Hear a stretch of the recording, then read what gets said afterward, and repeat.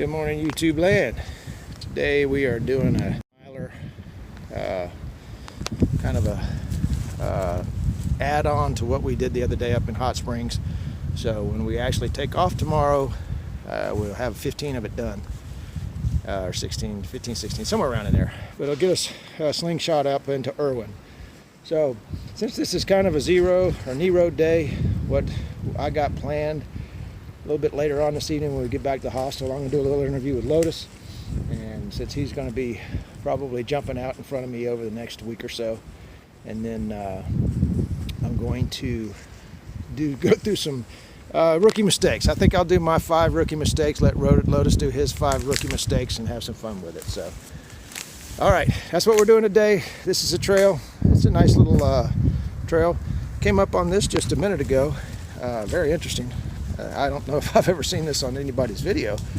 I'm not sure if this is a marker for a grave or what, but maybe it's just a monument. But that's pretty neat. Probably, obviously, somebody that loved the trail. Jacqueline May Kelly Morris, born June 15th, 1940, died September 9th, 1990. So it's very interesting. I have to get some research on that, and maybe one of you guys could do some research on it and find out what the story is behind that. All right, y'all have a great day today, because I am too, and we will be back later with some more good stuff. All right, so here is an interesting sign. I think it's been there a while since it's fused with the tree, but no hunting or trapping, no guns or dogs allowed, except during man hunts.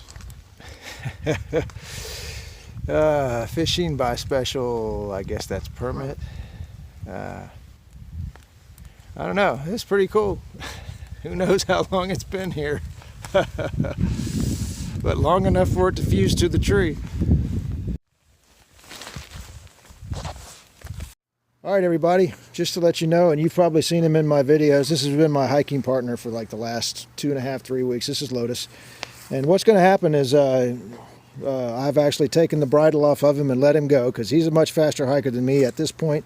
And we're going to actually probably be together for the next 2 or 3 days, but it sounds like he's going to jump out ahead of me. And, you know, as time goes on, he might take a day, and we're going to bounce back and forth. We're going to stay in touch. But what I'm going to do is ask him a few questions, really to get to know him a little bit better. First, your trail name, Lotus. Explain that for me.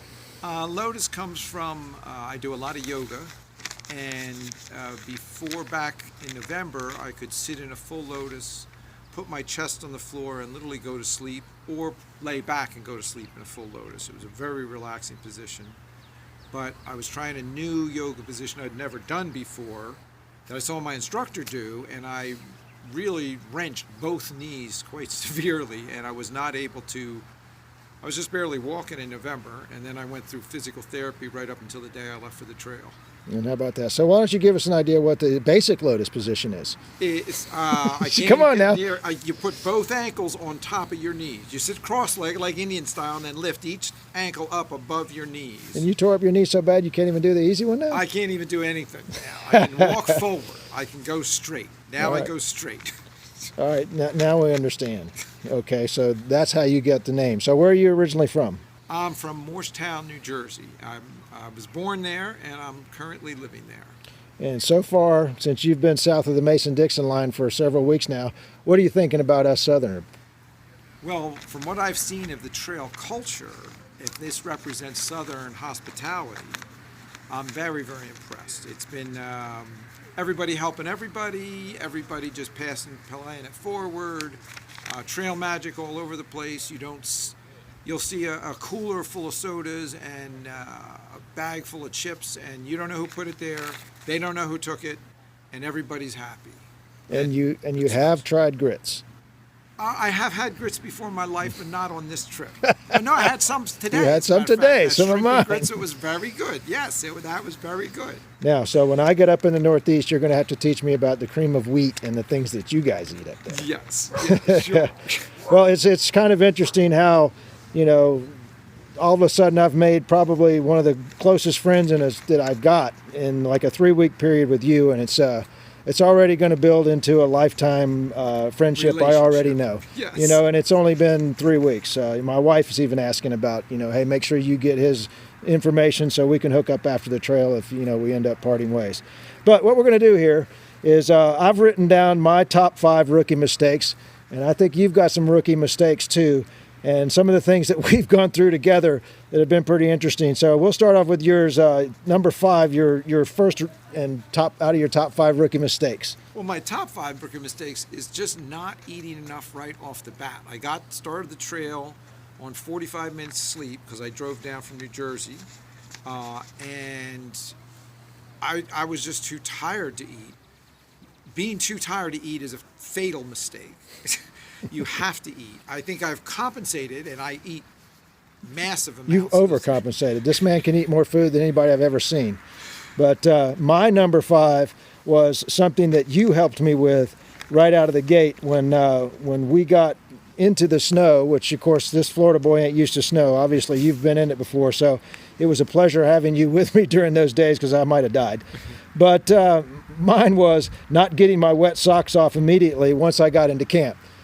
And if you remember right, the first thing I did was start cooking and everything, and my feet were freezing to death. So by the time I wolfed down my food, I was in my sleeping bag and asleep by 4:30 in the afternoon, only because my socks and feet were wet. So that was my number 5. What do you got next? I would say sitting on the privy seat.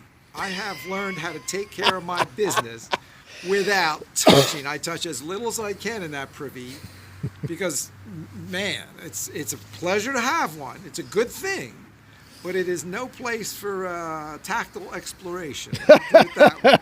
I lift that seat with a stick and I put it down with 2 sticks, and Well, the least contact I have, the better. I'm going to add to that a little bit, and it's not one of my top 5s, but if you've never sat in a privy on a 20-degree morning where the wind is blowing up underneath, that is an experience that you will never forget. Well, I would say also when the tissue paper blows back up and floats out, you know, and that this is your tissue paper and your responsibility. Right. Leave no trace. Right, leave no trace. Now, that's another rookie mistake I hadn't listed, but All don't right. get it all the way down. That's good. Well, mine was pitching the tent when rain is expected and not believing it was going to rain, and then waking up the next morning and not only having to pack it all up in the rain, but packing a wet tent up, which when you put it out weighed a little over a pound. When you pack it in, it weighs about 2 or 3 pounds. So that was my number 4. So what's your number 3? Packing too much water. Just carrying too much water. You know, water's 2 pounds a liter. You carry 2.5 liters because you think you're going to, you know, I've gotten it down to I carry less than 1/2 liter, and I usually have plenty of water after 15 miles. Because I get up and I drink 2 liters of fluids first thing in the morning, and that's why it takes like an hour and a half for me to get out of camp. I can't drink 2 liters in 20 minutes. 20 minutes, exactly. But I can do it over an hour and a half period, and then I don't have to drink all day. I'm hydrated. Yeah, I'm close to that. I still have to carry a liter. You've though, done 'cause great. I sweat like a pig, though. You're a sweater. I'm a sweater. All right, so my number 3, and you were a part of this day because we did this not actually together, but we ended up at the same shelter and started and ended at the same shelter. But mine was climbing Jacob's ladder at the end of a 20-mile day. Oh. Rookie mistake. Definitely. Both of us, that Jacob Ladder day was a killer. And that was my worst day. That was my hardest day. And really, if you're sensible, you break that up. Or you get in much better shape or something. That was a mistake. That really had me almost stopped and like, oh, just got to rest. That was a tough climb out of the NOC. Yeah, we experienced that one together. All right, number 2, your number 2. Carrying too much food and ending up after 4 or 5 days coming into camp with 3-4 pounds of food. Like, do not come to the end of your run for resupply with 4 pounds of food. That means every day you've carried an extra 4 pounds of food. Yep. I'm not man enough to carry an extra 4 pounds of food, just And not me. We're all learning on that. That's going to get better, I'm pretty sure, for both of us. I'm working on that Yeah, one. that one's tough. All right, so my number 2 was starting out every day with too many clothes on. You know, you leave camp and it's 20 degrees, but when you put on, you know, your puffy, you put on 3 or 4 things, and by the time you get a quarter mile up the first climb, you're peeling stuff off. But that's a daily occurrence. And I'm getting better at that too, though. I've kind of dialed my clothes in on a thing. But at the beginning, it was a rookie mistake. All right, you're number one, rookie mistake. It kind of I've got a couple more rookie mistakes than you, I tell you. But I get my water, I use a water bladder where I can just drink off the hose. You have to put it in your pack first, because you cannot force water in a tight little no space.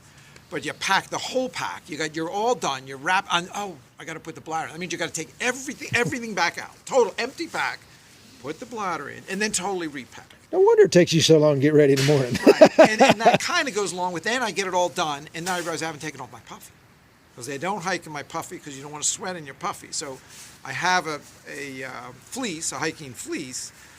But now I still have my puffy on, my pack's closed up, I got to open it back up, open up my dry sack, because I keep my puffy dry, it's useless wet, and then you got to pack. So constantly repacking. And I regularly go to bed without brushing my teeth and think, oh no, I'm not getting up. I'll do it in the morning. Right, we're done with this. Yeah, oh, been there. So, all right, my number one. And you were actually standing next to me when this happened, but I don't even know if you saw it till I took care of it. But not tightening down my MSR cook stove. Oh, yeah, I remember that. On top of my fuel canister. Going to blow us up. So when I light it up, everything lights up and I have a big ball of fire. Right. Luckily, I was able to get that out before I blew us all up. But that was my number one rookie mistake. And that could have been the biggest rookie mistake. It could have blown up the shelter. All right, so you got one or two more? Go ahead. Right. The not hanging my pack up. I've taken to always hang my pack on something the mice can't get to. Because the mice did get in my pack. I left all my pockets open because they'll eat right through your pack. But once I had seen that my toilet paper bag was chewed up and eaten and ripped up, I started to say, yeah, these mice are real. I better start hanging up my pack. Toilet paper. Toilet paper. They'll eat anything. I also read, I got to my goal when it was the shelter, and I read the sign, but I misread the sign because they're not painted signs. They're like etched. They're old and they're wood and they're weathered. And I didn't see that the arrow said go to shelter forward and the water to the left. So I went down following the blue blazes, and I got to the end of the blue blazes and there was no shelter. And I stopped because I said, I'm not getting past where I can't look back and see a blue blaze, but because you can get lost out here in a heartbeat. And that took me like, oh man, it was like and it was on a very steep hill, and it was end of a 15-mile day, and I was like beat. And I left my pack, everything down there because I was going to get water. I walked back up and I'm looking at the shelter sign, and then I saw there's a little arrow that says the shelter's just another 50 yards up the trail, then take the blue blaze the other way. And like 4 or 5 people had already passed me in that time slot, and when the shelter was like jamming when I got there. That was pretty much a rookie mistake. Yep. And then I lost my headlamp. Oh, just no. the other night, just 2 nights ago.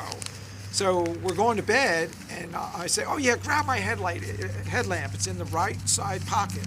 And because I was already in my I was already in the bag that night. I was cold that night because my boots, my Gore-Tex waterproof boots somehow got wet. Oh, how did that happen? Because it didn't come up over the top, I'm telling you that. But and my feet were cold, and I got in my, that's another rookie mistake that I just thought of that night. I got cold. But so I'm asking somebody else to show, and he's looking.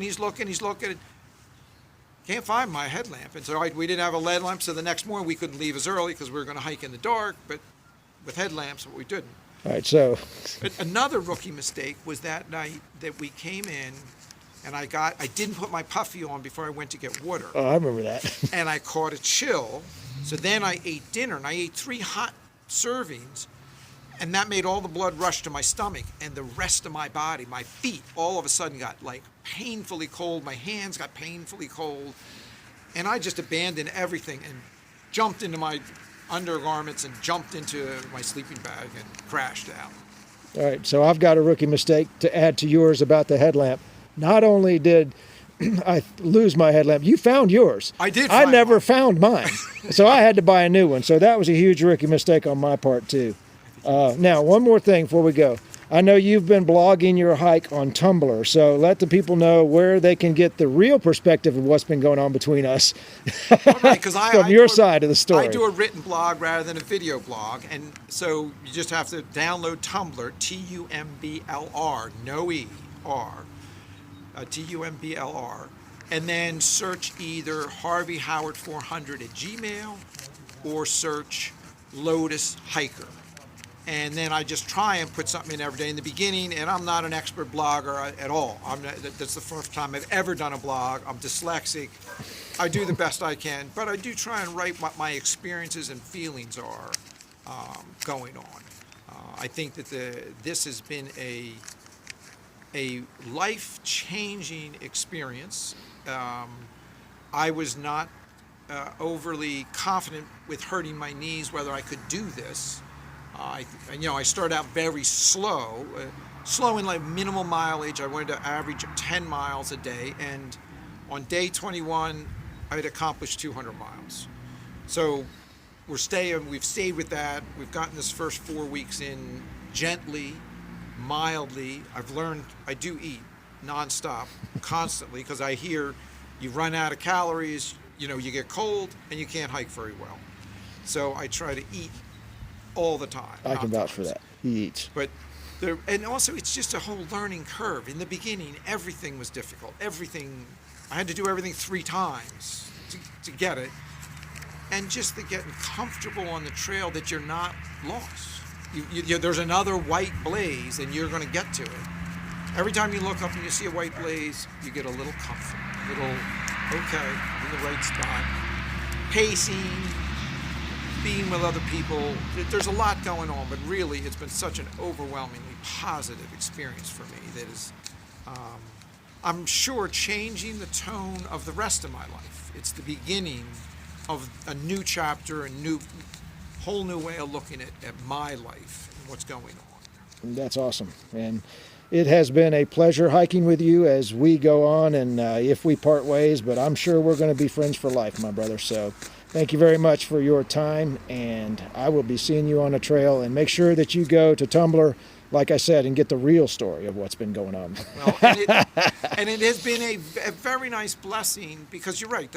Like when we were hiking in the snow, when it was, I got surprised. We were going to hike out early, and that was the night you lost your headlamp, and so we got up at 5, and there was all that snow. It was good to have somebody with me to do that, hiking in the snow. Yes, it was. Saved my life. All right, my friend, I will be in touch, and you guys go over to Tumblr and check out his blog, and we will be on the trail tomorrow morning. So PT on the AT out.